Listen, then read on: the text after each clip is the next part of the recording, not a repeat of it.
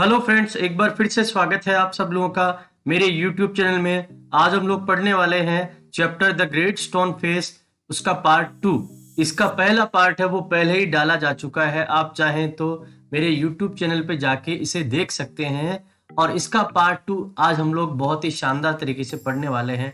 तो चलो करते हैं आज के वीडियो की शुरुआत। जैसा कि आपको बताया गया, अर्नेस्ट जो है अब धीरे धीरे काफी बड़ा हो चुका था। उसके सफेद बाल आने लगे, उसके चेहरे पे झुर्रियां पड़ने लगी और उसकी उम्र से अब बूढ़ापन झलकने लगा था।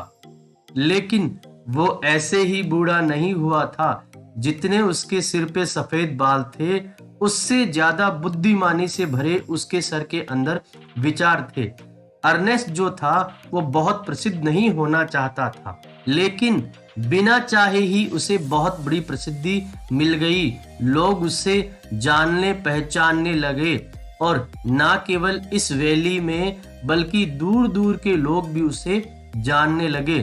कॉलेज के प्रोफेसर और शहरों में रहने वाले बहुत बहुत बुद्धिमान लोग उससे मिलने के लिए आते, उससे बातें करते और उससे कई प्रकार की अपनी सलाह को लेते। और जो भी अर्नेस्ट उनसे कहता वो उसे अपने दिल में बैठा लेते। जब अर्नेस्ट उन लोगों से बातें करता तो अर्नेस्ट का चेहरा बहुत शानदार ढंग से चमकता और ऐसी चमक उन्होंने किसी के चेहरे पे भी दिखाई नहीं दी थी। जब अर्नेस्ट बूढ़ा हो रहा था तब भगवान ने एक कवि को भी इस पृथ्वी पे भेज दिया था। वो भी इसी वैली का निवासी था, जिसने बहुत दूर शहर में अपना जीवन बिताया था और वो यहाँ वहाँ संगीत बांटता रहता था। इस कवि ने ग्रेट स्टोन फेस को भी भूला नहीं था।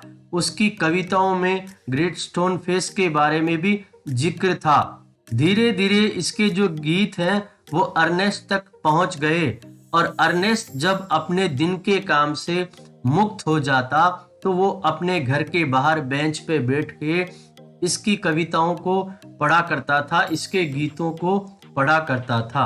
अर्नेस्ट मन ही मन ग्रेट स्टोन फेस से कहा करता था कि क्या ये जो कवि है वो ग्रेट स्टोन फेस की समानता के योग्य नहीं है।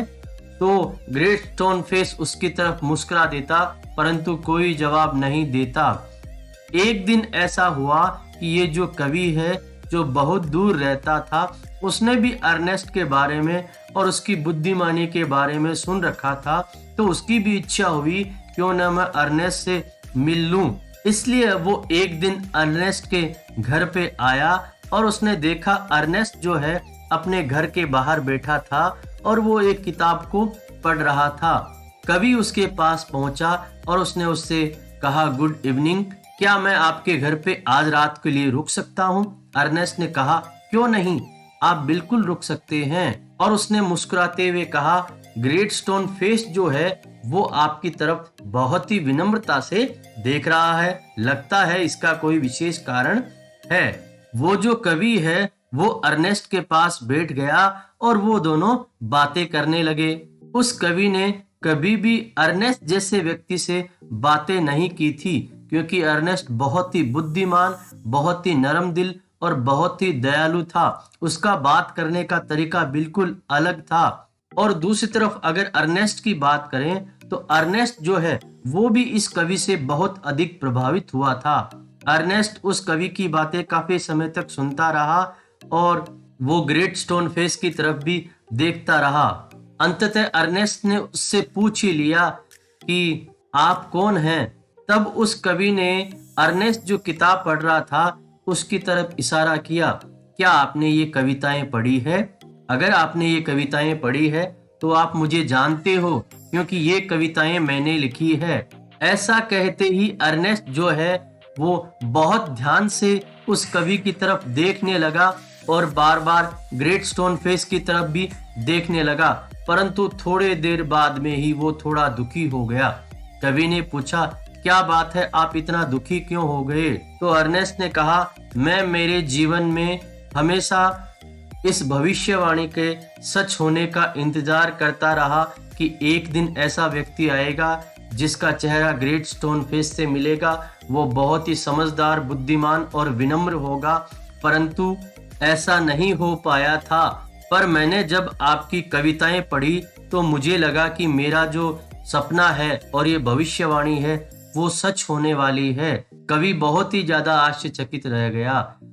उसने कहा कि तुम मेरी कहाँ ग्रेट स्टोन फेस से तुलना कर रहे हो, मैं इसकी तुलना करने योग्य नहीं हूँ। तब अर्नेस्ट ने कहा कि आपसे इसकी तुलना क्यों नहीं की जा सकती, क्या आपकी जो कविताएं हैं इस योग्य नहीं हैं? तो उस कवि ने कहा कि हाँ, मेरी कविताएं हो सकता है इस योग्य हो, परंतु अर्नेस्ट, मेरा कई बार अपने खुद की कविताओं से और खुद के विचारों से विरोध रहता है। मेरे बहुत बड़े बड़े सपने हैं और वो केवल सपने ही रह गए हैं।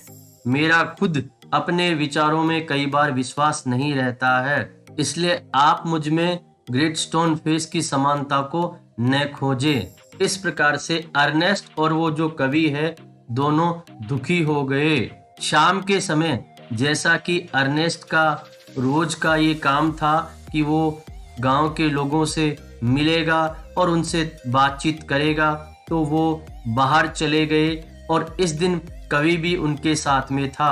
वहां पे कुछ लोग थे जो अर्नेस्ट का इंतजार कर रहे थे। यहाँ से ग्रेट स्टोन फेस को आसानी से देखा जा सकता है।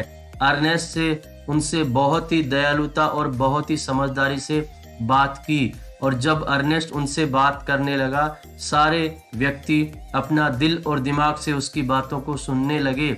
उसकी बातों में बहुत ज्यादा शक्ति थी और उसकी विचारों में बुद्धिमत्ता थी। उसकी बातों में जीवन का कड़वा सच छिपा हुआ था। ये केवल उपदेश नहीं थे, ये जीवन का वास्तविक सत्य था। कवि भी उनकी बातों को सुनता रहा और वो भी बहुत अधिक प्रभावित हुआ। उसने सोचा, ऐसी बातें तो मैंने अपनी कभी कविताओं में लिखी भी नहीं।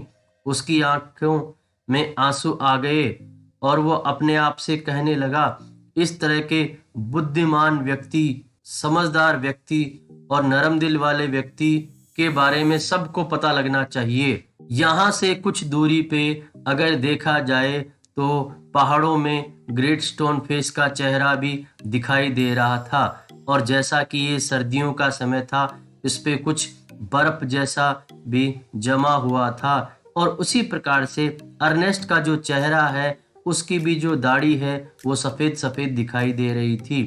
एक ऐसा पल आया जब अर्नेस्ट के चेहरे पे एक ऐसा भाव आया कि जो कवि है वो बहुत ज्यादा हिल गया, कि वो जो कवि है वो बहुत ज्यादा भावुक हो गया और उसने सबसे कहा, रुको रुको, देखो मैं तुम्हें कुछ बताना चाहता हूँ।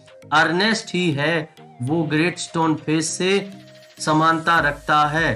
तब वहां सारे जो लोग खड़े थे उन्होंने ग्रेट स्टोन फेस की तरफ देखा और अर्नेस्ट की तरफ देखा और कहा कि ये कवि जो है वो सच कह रहा है। अंततः इस वैली की जो भविष्यवाणी है वो सच साबित हुई। अर्नेस्ट ने अपने आप को वास्तव में उसके समान साबित कर दिया था, लेकिन अर्नेस्ट जो था वो अभी भी उम्मीद कर रहा था कि कोई व्यक्ति उससे अच्छा और उससे अधिक बुद्धिमान यहाँ आएगा, जिसका चेहरा ग्रेट स्टोन फेस से मिलता जुलता होगा। दोस्तों, अगर ये वीडियो आपको अच्छा लगा हो तो इसे प्लीज लाइक, शेयर और सब्सक्राइब करना न भूलें।